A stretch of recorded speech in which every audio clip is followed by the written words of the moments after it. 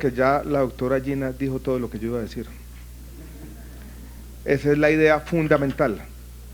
Dijo no más, nada menos que la salud pública ocurre en el territorio. Ustedes son la práctica, nosotros la teoría. En el fondo, lo que suceda con la salud pública en el país va a depender de las acciones que se tomen en el territorio. Parece una obviedad, parece un lugar común, pero yo creo que la doctora Gina, con su sabiduría, con los años, con la experiencia de conocer muchos sistemas de salud en muchas partes del mundo, lo que les ha dicho a ustedes y nos ha dicho a nosotros es: señoras y señores, ustedes son los principales protagonistas de esta historia.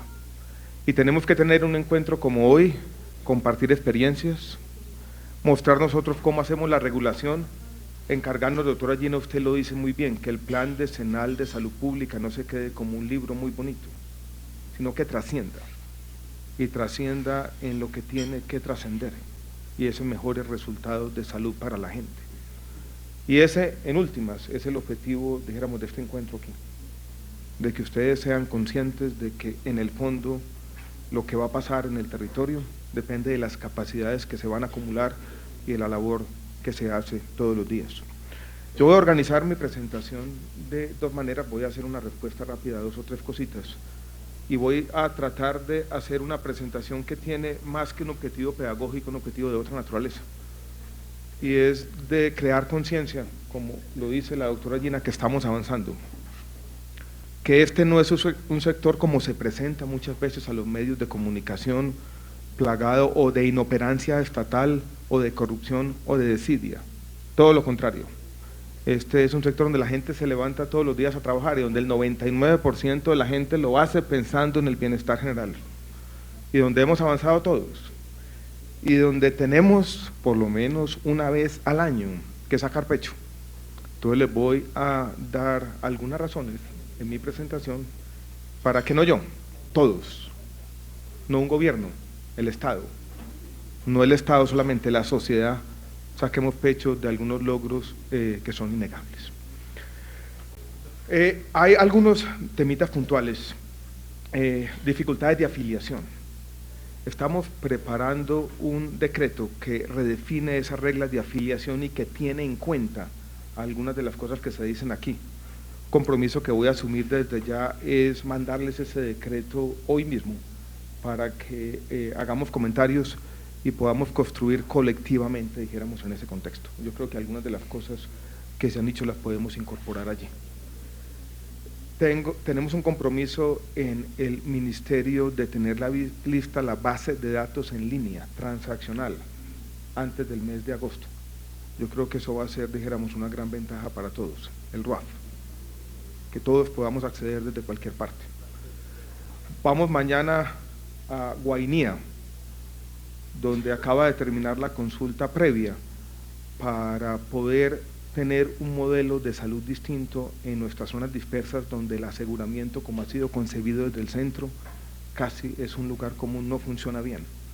Y queremos que ese experimento de Guainía se traslade a otras regiones del país.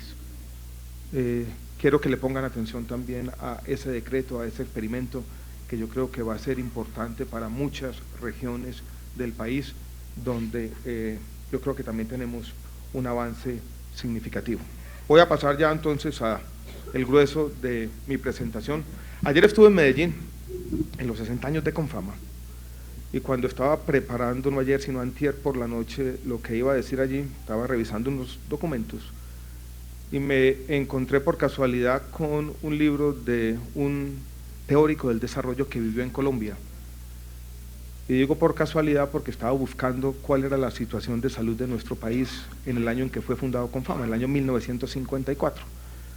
Esta persona había vivido en Colombia e hizo unas reflexiones que terminaron teniendo un impacto sobre la conceptualización del desarrollo social en toda parte.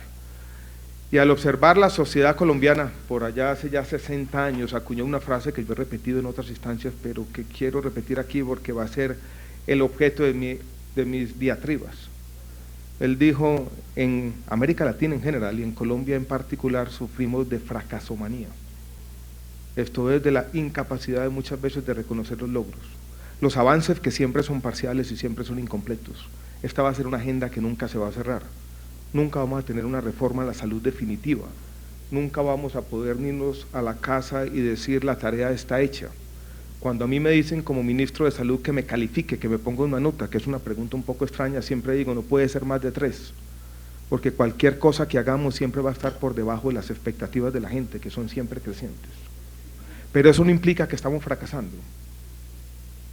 Y tenemos que ser conscientes entonces de los avances. Estamos avanzando, de esos logros, y allí viene esta presentación. Voy a plantear primero 3 tipos de avances que no tienen que ver con el tema de la salud pública, tienen que ver con los aspectos de aseguramiento, pero yo creo que son importantes para todos. El primero, doctora Gina, tiene que ver con cómo Colombia ha venido asumiendo el reto, que es un reto global de la cobertura universal. Ya tenemos una cobertura cercana al 96%, más de 45 millones de personas con protección financiera, con aseguradas. Alguien podría levantar la mano y decir, el aseguramiento no siempre significa acceso efectivo, con oportunidad y calidad, tienen toda la razón. Pero como siempre vamos a tener que ser capaces de distinguir los matices, no podemos decir que el aseguramiento simplemente es una carnetización vacía, como se dice muchas veces equivocadamente. Las encuestas que se han hecho de manera sistemática, las encuestas de calidad de vida, han repetido una pregunta desde el año 1993, cuando copiamos la encuesta de calidad de vida que se hacía de Chile en su momento, que se llamó CASEM, y después del año 97 hacia adelante es la encuesta de calidad de vida. Ha tenido la siguiente pregunta: ¿tuvo usted alguna atención médica en caso de una enfermedad grave? En el 20% más pobre de la población, en el año 1993, una tercera parte de la población decía, yo no tuve ninguna atención médica en caso de enfermedad grave, ninguna. Ese porcentaje, que era 33 en su momento, se ha reducido al 2%. Entonces tampoco podemos decir, como se dice muchas veces equivocadamente, que este aumento de la cobertura de aseguramiento ha sido absolutamente irrelevante en términos de acceso. Lo repetí ayer y se los digo hoy, es una anécdota también interesante. Estábamos en una reunión de los gabinetes bilaterales en Ipiales, Ecuador, con el gabinete de Ecuador. Allí estaba el presidente Rafael Correa. Traté de explicarle el sistema de salud en Colombia, no fui capaz, es enredadito. Pero el presidente Correa, doctora Gina, no podía creer que en Colombia tuviéramos 45 millones de personas con un seguro de salud. Piensen nos comparamos con Ecuador. ¿Qué pasa en Ecuador con una persona que tenga una enfermedad de alto costo, enfermedad renal crónica, por ejemplo, que necesita hacer su diálisis o hemodiálisis cada 2 o 3 días? De pronto no tiene acceso. En Colombia hemos avanzado en términos de esa protección financiera. Miren que el presidente Obama ha hipotecado casi todo su capital político en una reforma que lo único que quería hacer era asegurar de los 40, 50 millones de personas que están sin protección financiera, 8 o 10. En eso se ha gastado casi 8 años. Aquí en Colombia ya tenemos cobertura de casi toda la población, y lo que se hace muchas veces en el discurso político con mucha exaltación ideológica es despreciar este logro. Hemos avanzado, yo creo que tenemos que seguir y tenemos un reto grande en nuestras innovaciones en el aseguramiento, con portabilidad y movilidad. Yo creo que son 2 logros importantes donde todavía hay mucho que hacer, y la invitación que yo les hago el día de hoy es en seguir afinando, dijéramos, estos 2 instrumentos, porque miren que el avance no solo se da en una sola dimensión, no solamente la dimensión cuantitativa del aseguramiento, no estamos simplemente contando personas, tenemos que avanzar en esa otra dimensión, que es la dimensión cualitativa. Y yo creo que la portabilidad y la movilidad, que son 2 innovaciones recientes del aseguramiento, nos permiten también avanzar en términos de calidad. Igualamos los planes de beneficio, que había sido una pretensión antigua, planteada desde la Ley 100 del año 93, que fue vista en la primera parte de la Ley 100 como teoría. La Corte Constitucional en el año 2008 dice el país tiene que avanzar rápidamente en igualar los planes de beneficios. No puede seguir existiendo una salud para unos, quienes contribuyen, y una salud muy distinta de segunda categoría para quienes no pueden contribuir. Y se hizo esa igualación. Y hoy en día los planes de beneficios son iguales. Si uno va a un país como México, por poner cualquier ejemplo, uno tiene el Instituto Mexicano de los Seguros Sociales, donde se concentra buena parte del aseguramiento para quienes contribuyen, y tiene para los otros el Seguro Popular. Hay una diferencia muy grande todavía en México en las coberturas de uno y el otro. Ese paso ya lo dimos en Colombia. Hace poco teníamos una reunión con los tribunales constitucionales de América Latina. Estábamos discutiendo los aspectos de judicialización de los servicios de salud. Y en medio de la reunión dijeron, no, Colombia no hable aquí, que Colombia ya va muy adelante. No reconocemos muchas veces esos logros en el país. Actualizamos integralmente el plan de beneficios. La última actualización se hizo el año pasado incorporando algunos medicamentos que eran sujetos de tutela. Alguien podría levantar la mano y decir, todavía muchas de las EPS están negando esos medicamentos incorporados. Puede ser.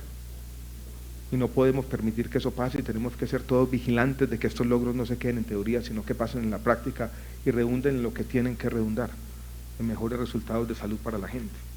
Pero mire que si uno pone estos tres logros juntos, podemos decir, hay más gente, hay más equidad porque los planes de beneficios son iguales, y hay más beneficios porque hemos ampliado integralmente por primera vez en 20 años el plan obligatorio de salud. Yo no creo que esos son logros despreciables. Ahora, no son logros de un gobierno, son logros de nosotros, que pagamos los impuestos del Estado y la sociedad entera. Por eso los tenemos que proteger y defender, y por eso decía al comienzo que es importante sacar pecho. Ya lo dijo Gina, no lo voy a repetir. Aquí estuvo el presidente Jimmy Carter y sorprendió al presidente Santos cuando dijo, vengo a Colombia a celebrar un logro de salud pública. Yo creo que muchos de nosotros ni siquiera sabíamos que por allá en la costa pacífica caucana había un reducto de esta enfermedad terrible, y como resultado de unos salubristas que trabajaron por décadas, denodadamente, se logró erradicar para siempre, y fue el primer país del mundo en desarrollo, en eliminar o erradicar la oncocercosis o ceguera de los ríos. Un logro puntual, afectaba solamente una comunidad, pero un logro que necesitó el trabajo, vuelvo y repito, en el objetivo denodado de mucha gente por mucho tiempo. Eliminamos el sarampión, la rubiola y la rubiola congénita. Y hemos disminuido la mortalidad de malaria, y el quien somos campeones en la lucha contra la malaria por segundo año consecutivo. Tenemos un programa ampliado de inmunizaciones, un PAI, ya lo dijo Gina, que ha venido creciendo, se ha venido actualizando. El esfuerzo que ha hecho Colombia en BPH, que ustedes conocen bien, yo creo que es un esfuerzo sin muchos parangones en el mundo entero. Nuestras coberturas de segunda dosis en BPH son las más altas del mundo, por encima de las de Suiza y Canadá. ¿Por qué? Por la labor de ustedes.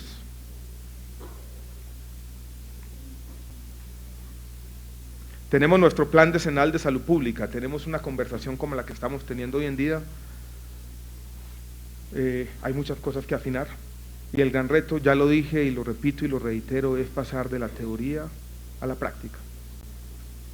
Pero por lo menos tenemos una teoría no solamente hecha por allá en una oficina tecnocrática del ministerio, esto fue producto de una gran deliberación y participación colectiva, donde mucha gente participó. El presidente firmó hace algunos días el decreto que crea la Comisión Intersectorial de Salud Pública para no seguir siendo solamente el Ministerio de la Enfermedad y pasar a ser al Ministerio de la Salud.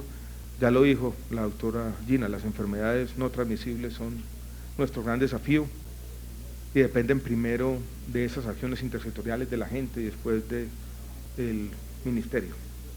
Una paradoja, se me ocurrió la siguiente paradoja, doctora Gina, cuando usted hablaba, y es que después de todo resulta más fácil curar que prevenir. Por eso tenemos que dar ese paso, por eso lo otro es más difícil, y por eso nuestros sistemas se adaptan a ser sistemas de la enfermedad, y por eso tenemos que permanentemente insistir en estas necesidades de salud pública. Los avances en vacunación, no voy a insistir, ya voy a sonar como un vil propagandista, pero yo creo que a veces vale la pena insistir en las cosas buenas. Yo les dije en el ministerio por allá en el mes de diciembre, cuando tuvimos algunos casos de desatención de niños con cáncer, que un sistema de salud o un Estado, una sociedad que deje morir los niños con cáncer ha fracasado. Y desde entonces estamos haciendo el seguimiento nominal y estamos, dijéramos, avanzando en tener un control integral. Y ahí tenemos que estar todos pendientes de eso y reducir las tasas o aumentar mejor las tasas de supervivencia para los niños primero y para el resto de la población. Hemos tenido avances importantes en calidad. Yo quisiera resaltar uno que también es un trabajo de las sociedades científicas y los especialistas de nuestro país que tenemos que aprender a usar, que son las guías de práctica clínica que publicamos por primera vez el año pasado con una innovación. Hay guías de práctica clínica no solo para los médicos especialistas, sino también para los padres de familia y para los ciudadanos en general. Yo creo que es un tema importante. Hemos avanzado en temas de regulación de precios de medicamentos. La ampliación del plan de beneficios que se dio el año pasado fue producto de que los medicamentos estuvieran regulados. Si no tuviéramos medicamentos regulados, no se hubiera abierto el espacio presupuestal para poder seguir avanzando en los beneficios sociales. Tenemos más de 800 medicamentos controlados. Leí una crítica que me dio rabia hace un poquito, alguien dijo, pero hay 13.000 medicamentos, han controlado 800 y están sacando pecho. Esos 800 controlados representan el 80% del gasto farmacéutico en el país, por lo tanto esa crítica es completamente falaz. Yo ya hice las pasos con Cosaín, hablé con él y se dio cuenta, como hay que hacer las cosas, ¿no? Conversando a veces y de parte y parte, deponiendo un poco las armas. El nuevo presidente electo de Panamá, en su discurso que dio después del día de ganar la elección, dijo que quería incorporar parte de la regulación de precios de medicamentos en Panamá. En Chile y Perú ya dijeron que van casi a copiar nuestra regulación de precios de medicamentos. Este es un avance que se ha hecho, o esta es una política regulatoria que se ha hecho siguiendo las mejores prácticas de la OECD, entre otros, con toda la transparencia, con un diálogo permanente con la industria, a sabiendas de que esas relaciones entre regulados y reguladores no son fáciles y tiene que estar abierto un diálogo y una conversación permanente. Pero yo creo que ha sido, dijéramos, un avance importante de nuestro sistema de salud que ha permitido, vuelvo y repito, los beneficios sociales que definí hace un rato. Hemos venido fortaleciendo las instituciones. Yo creo que no debemos perder de vista que el Ministerio de Salud y Protección Social apenas está dando sus primeros pasos después de haber renacido. Fue creado apenas en el año 2012 otra vez. Tenemos el Instituto de Evaluación de Tecnologías de Salud, copiando las mejores prácticas internacionales, una institución que está también en camino de consolidación y que nos va a permitir entrar en esta conversación sobre los temas tan complejos de cómo se van haciendo esas ampliaciones de los planes de beneficio, de cómo se toman decisiones legítimas ante la sociedad que siempre van a ser difíciles. Hay una reestructuración de la Superintendencia de Salud, de pronto ustedes ya saben que la Superintendencia Nacional de Salud va a tener oficinas regionales, algo que estaba faltando y que valía la pena. El Instituto Nacional de Salud también está en un proceso de reestructuración, seguramente hay cosas que cambiar, y consolidamos el CISPRO, que ustedes, dijéramos, conocen bien y los invito a usarlo con mayor asiduidad. Nos preocupa todavía los problemas de la red pública de hospitales, la obsolescencia tecnológica, los problemas de talento humano que son conocidos por todos. Hemos venido avanzando en el margen en temas de dotación de equipos biomédicos, de reestructuración, con recursos nuevos del Fondo de Adaptación, recursos nuevos de los excedentes de cuentas maestras, y tenemos, yo creo que una oportunidad histórica. Ese ahorro más o menos involuntario de los excedentes de las cuentas maestras del régimen subsidiado les va a permitir a algunos de ustedes recuperar parte del tiempo perdido en términos de infraestructura de la República de Hospitales. Esa plática hay que gastársela bien. Por darles un solo ejemplo, Bogotá piensa invertir en su red pública de hospitales más de 300.000 millones de pesos en los últimos años. Eso es histórico, con los recursos de regalías y con los recursos de un proyecto de presupuesto que ya estamos definiendo con Planeación Nacional. Vamos a tener un proyecto entre 70 y 100.000 millones de pesos para infraestructura hospitalaria nueva o que está en consolidación. Eso nos va a permitir financiar, por ejemplo, la terminación del hospital de Zipaquirá y el hospital de Caucasia en Antioquia y otros más, porque aquí hay, dijéramos, un camino grande por recorrer. Tenemos, doctora Llena, una ley estatutaria nueva en salud que define la salud como un derecho fundamental, que nos da, dijéramos, una guía que define los objetivos, que hace una cosa interesante desde un punto de vista teórico, pero yo creo que todos debemos tener en cuenta. Nuestras instituciones entendidas como las entendemos los economistas, instituciones no son otra cosa que las reglas de juego, las que todos tenemos que obedecer. Pero las reglas de juego de nuestro sector tenían dos fuentes. Una era la jurisprudencia de la Corte Constitucional y otra las leyes que aprobaba el Congreso. Muchas veces no se encontraban, una y otra. Lo que hace la ley estatutaria es que nos permite encontrar o poner juntas las dos cosas, la jurisprudencia de la Corte Constitucional y las leyes de salud. Y cuando la Corte le da el aval, lo que está diciendo es, mire, esta ley es consistente, compatible, congruente con nuestra jurisprudencia. Y estos principios tienen que ser los principios en los que se va a desarrollar nuestro sistema de salud. Y nos lo estamos tomando en serio. Vamos a sacar un decretico la semana entrante que va a permitir que todos los menores de 18 o 25 años en el régimen contributivo puedan ser beneficiarios de sus padres, no solamente los que están en la universidad, como tiene que ser en un contexto de derecho a la salud. Que era una cosa muy antipática, la verdad. Yo no sé cómo la sociedad permite.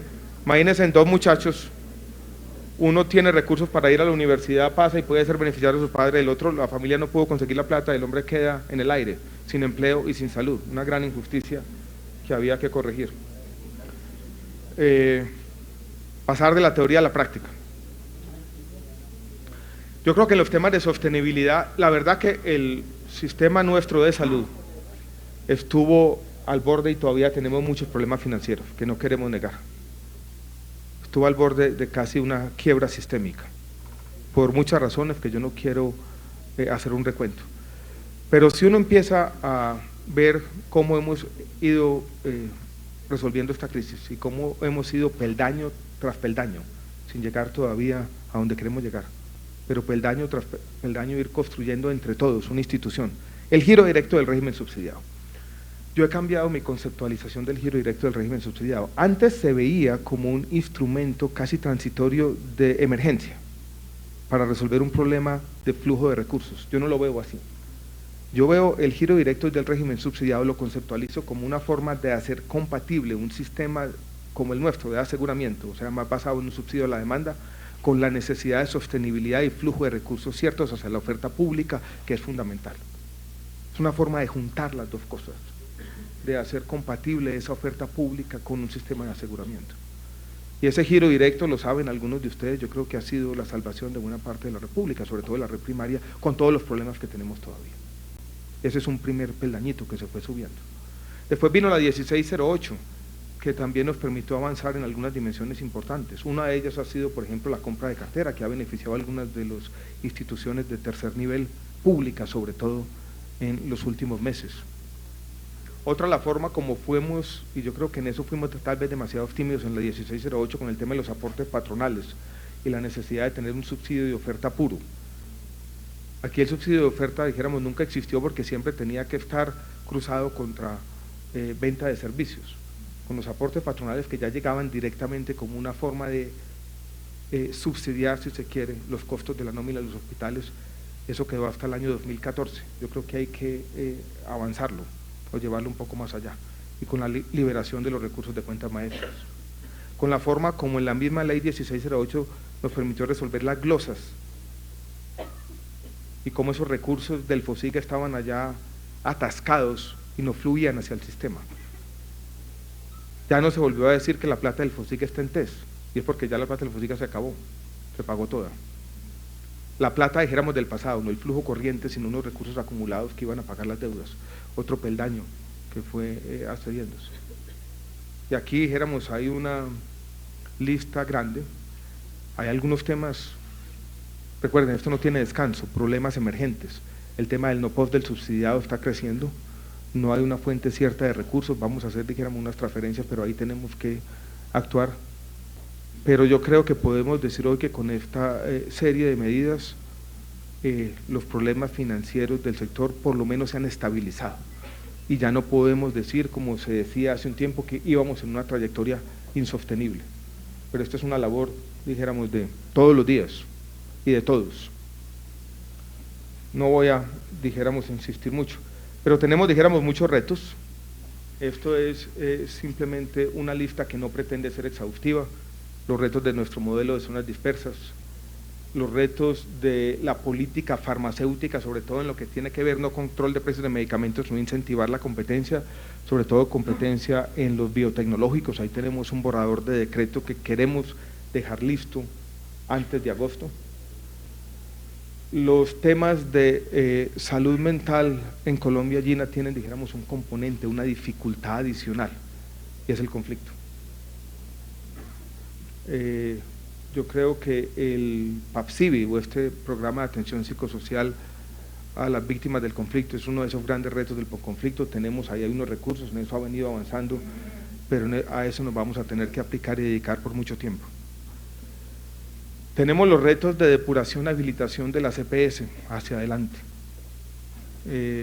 Ahí teníamos un decretico escondido de habilitación financiera que vamos a revivir. Tenemos los ajustes a la afiliación y al recaudo que ya dije.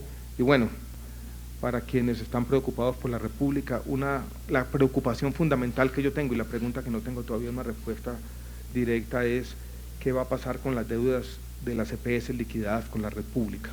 Vamos a tener que encontrar con el Ministerio de Hacienda una respuesta clara a esa pregunta.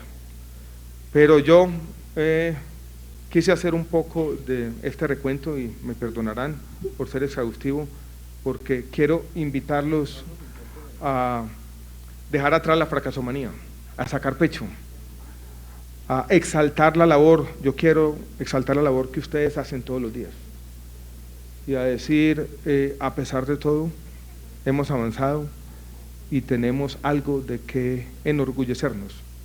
Y yo creo que todos necesitamos ese alimento espiritual para poder levantarnos contentos todos los días y para poder, pasando a la poesía, abrazar a nuestros hijos con orgullo cada noche. Muchas gracias.